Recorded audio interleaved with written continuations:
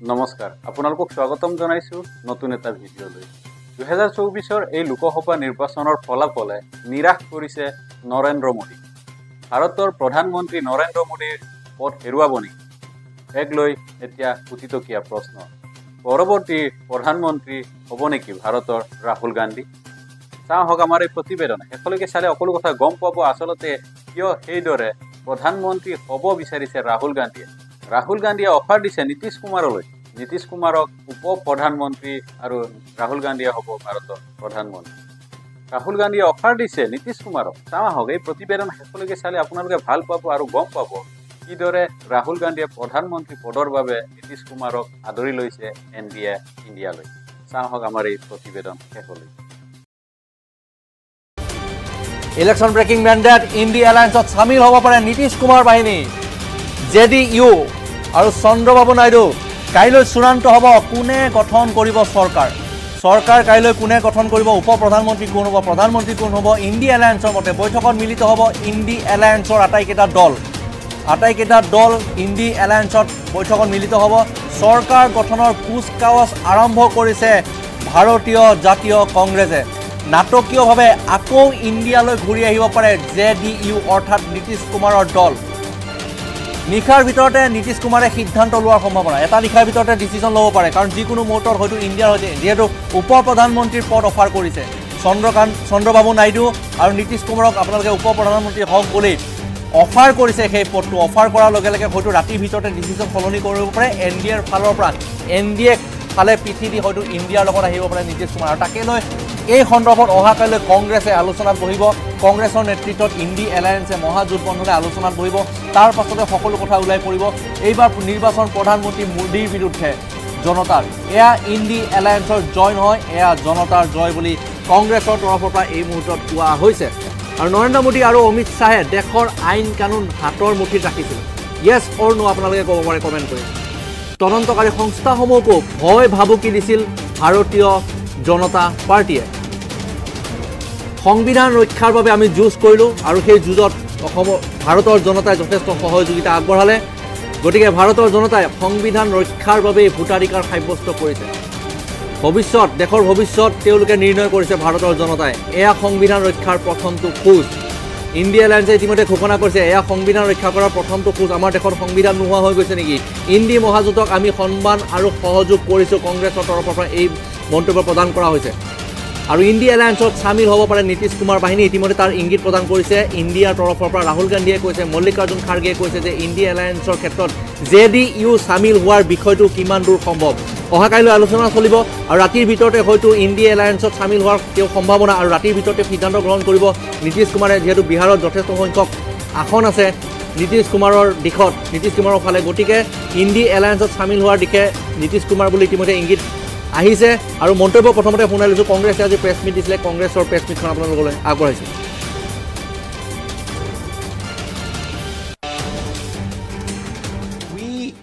As we have said earlier, we're going to have a meeting with our partners, the India Alliance partners. I believe that meeting is tomorrow, and these questions will be raised there, and they will be answered there. We respect our alliance partners, and we are not going to make statements in the press without asking them their opinion. सच साबित हुआ मुझ में भरोसा था और मैं हिंदुस्तान की जनता से India गठबंधन के partners से Congress party के हमारे सब नेताओं और बब्बर शेर कार्यकर्ताओं से दिल से धन्यवाद करना चाहता हूं आपने संविधान को बचाने का पहला और सबसे बड़ा कदम ले लिया है कांग्रेस पार्टी ने इस चुनाव में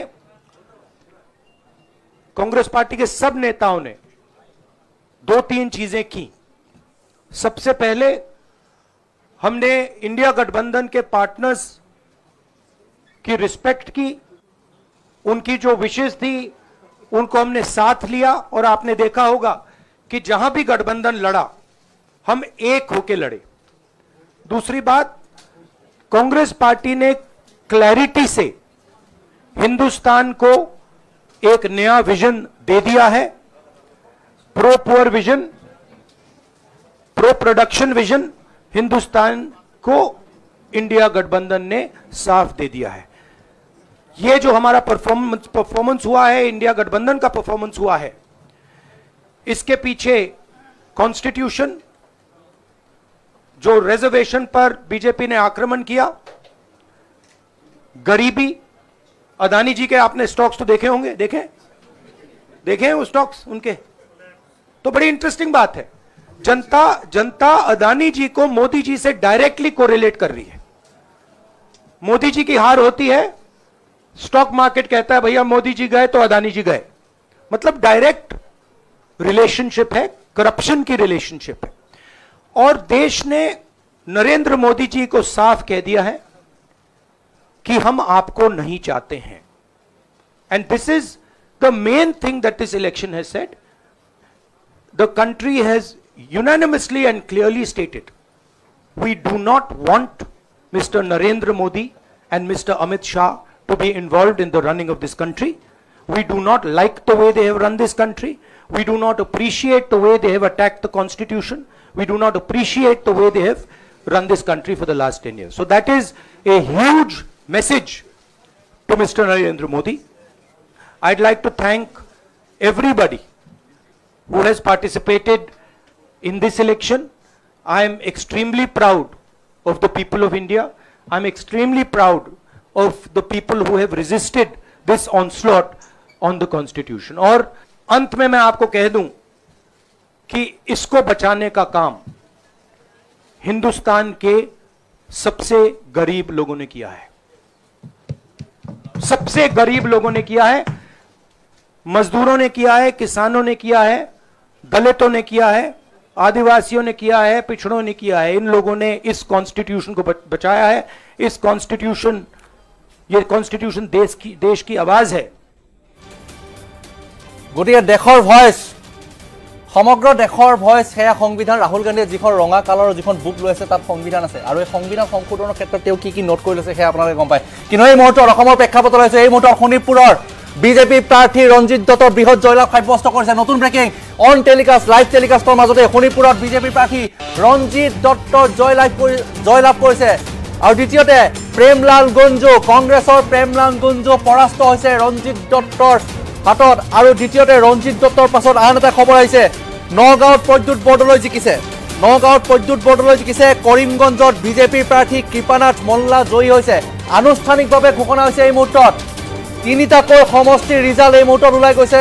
যোৰহাটক লৈ 4টা ৰিজাল্ট, আৰু দ্বিতীয়তে ডিব্ৰুগড় সৰ্বানন্দ 5টাকৈ সমষ্টিৰ মুঠৰ ওপৰত এই মুহূৰ্তৰ ৰিজাল্ট ওলাইছে। কৰিমগঞ্জত কৃপানাথ মল্লা জয়ী হৈছে বিজেপিৰ প্ৰাৰ্থী। শোণিতপুৰত ৰঞ্জিত দত্ত জয়ী হৈছে বিজেপিৰ প্ৰাৰ্থী। নগাঁৱত প্ৰদ্যুৎ বৰদলৈ কংগ্ৰেছৰ প্ৰাৰ্থী জিকিছে। যোৰহাটত গৌৰৱ গগৈ জিকিছে। ডিব্ৰুগড়ত সৰ্বানন্দ সোণোৱাল জিকিছে। কৰিমগঞ্জত নতুনকৈ খবৰ জনাইছোঁ, কৰিমগঞ্জত কংগ্ৰেছ যিহেতু আগবাঢ়ি আছিলে, কিন্তু ওলোটাখৰ মাৰি এইবাৰ বিজেপিৰ প্ৰাৰ্থী কৃপানাথ মল্লাৰ বৃহৎ জয় লাভ কৰিছে। আৰু সমগ্ৰ হাইলাকান্দিত এতিয়া বিজয় উল্লাস দেখিবলৈ পোৱা গৈছে বিজেপিৰ কৰ্মকৰ্তাৰ মাজত। অনুসূচিত জাতি মৰ্চাৰ সভানেত্ৰী মুন স্বৰ্ণকাৰে হাতত হনুমানজীৰ ছবি লৈ পদযাত্ৰা কৰিছে। 3,57,800টা ভোটৰ ব্যৱধানত জয়লাভ কৰিছে। বৃহৎ ভোটৰ ব্যৱধানত শোণিতপুৰ লোকসভা সমষ্টিত ৰঞ্জিত দত্তই জয়লাভ কৰিছে। কংগ্ৰেছ প্ৰাৰ্থী প্ৰেমলাল গুঞ্জু এই মুহূৰ্তত হাৰিছে। আনুষ্ঠানিকভাৱে ঘোষণা কৰিছে এই মুহূৰ্তত, আৰু আনুষ্ঠানিকভাৱে ঘোষণা কৰাৰ পাছতেই অন লাইভ টেলিকাষ্টত সেই খবৰ আহিছে এই মুহূৰ্তত। দৰ্শকসকল, ৰঞ্জিত দত্ত জিকিছে। 3,57,800টা ভোটত ব্যৱধানত জয়লাভ কৰিছে ৰঞ্জিত দত্ত। আৰু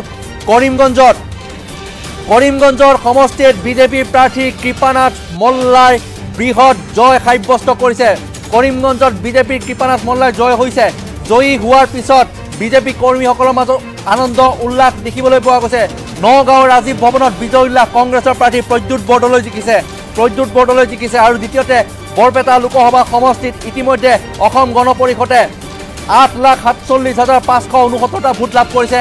কংগ্ৰেছে 6,25,282টা, CPIMে 9,03,939 25টা CPIMৰ আৰু অগপৰ ফণীভূষণ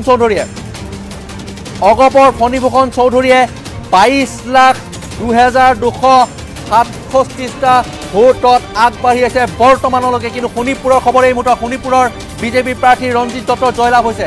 আনুষ্ঠানিকভাৱে শোণিতপুৰৰ প্ৰাৰ্থী ৰঞ্জিত দত্ত বিজেপিৰ ভাৰতীয় জনতা পাৰ্টীৰ দখললৈ শোণিতপুৰ লোকসভা সমষ্টি, ভাৰতীয় জনতা পাৰ্টীৰ দখললৈ কৰিমগঞ্জ লোকসভা সমষ্টি, ভাৰতীয় জনতা পাৰ্টীৰ দখললৈ ডিব্ৰুগড় লোকসভা সমষ্টি, মৰিয়নিত যিহেতু যোৰহাটৰ লোকসভা সমষ্টিটোত গৌৰৱ গগৈৰ দখলত গ'ল। ইতিমধ্যে কাজিৰঙা লোকসভা সমষ্টি বিজেপিৰ দখললৈ যোৱাৰ দিশে। আনফালে ধুবুৰী লোকসভা সমষ্টি বৃহৎ জয়লাভ কৰিছে ৰকিবুল হুছেইনে।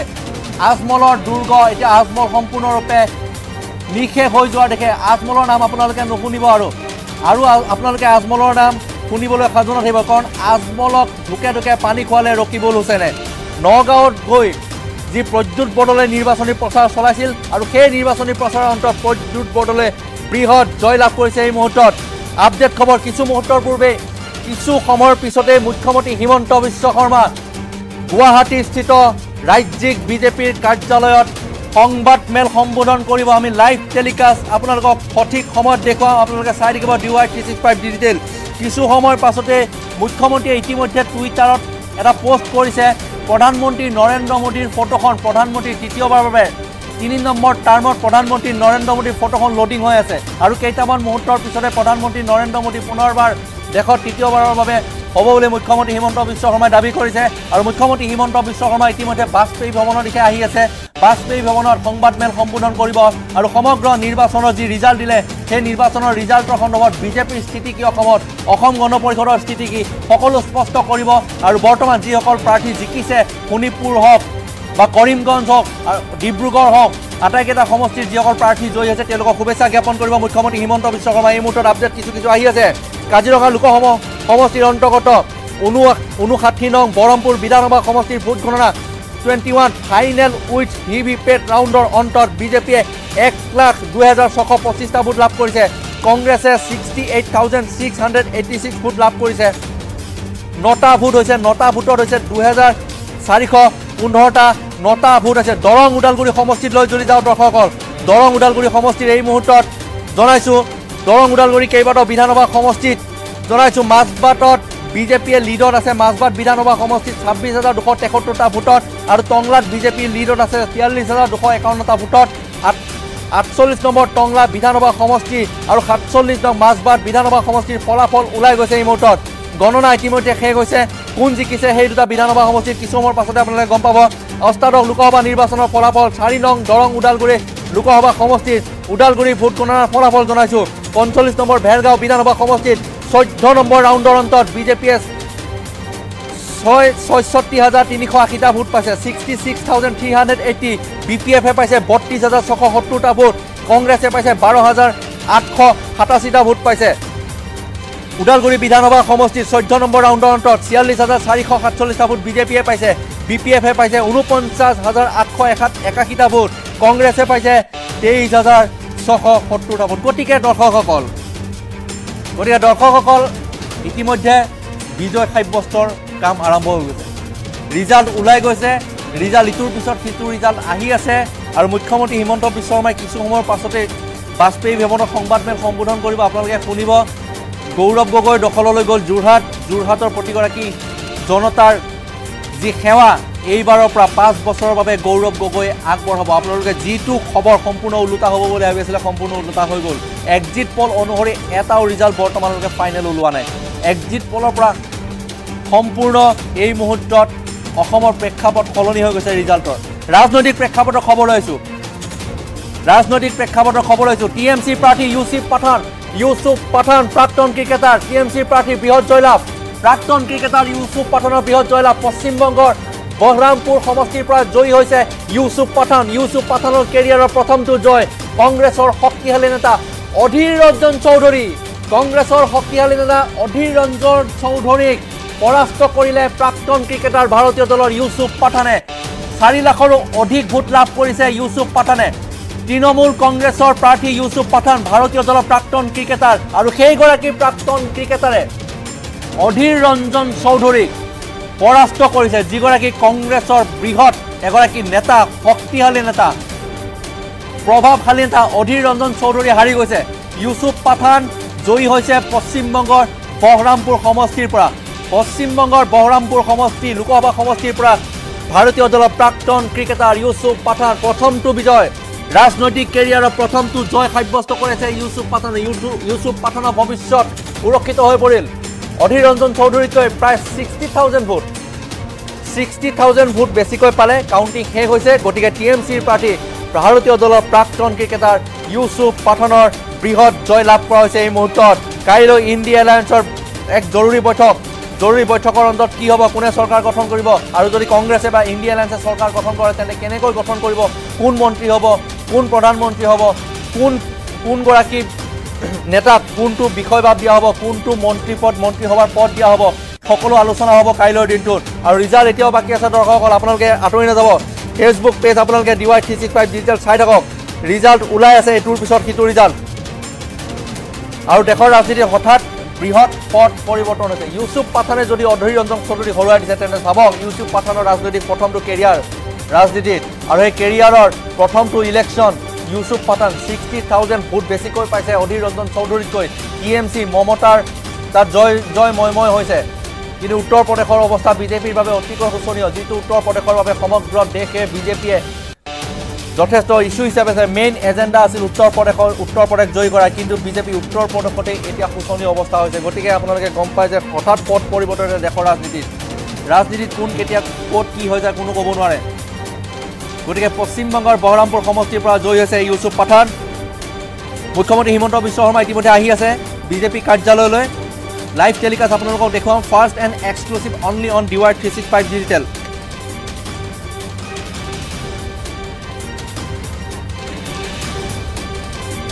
আজিৰ খবৰ ইমানেই। ভিডিঅ'টো ভাল লাগিলে লাইক কৰক, শ্বেয়াৰ কৰক আৰু চেনেলটো ছাবস্ক্ৰাইব কৰিবলৈ নাপাহৰিব।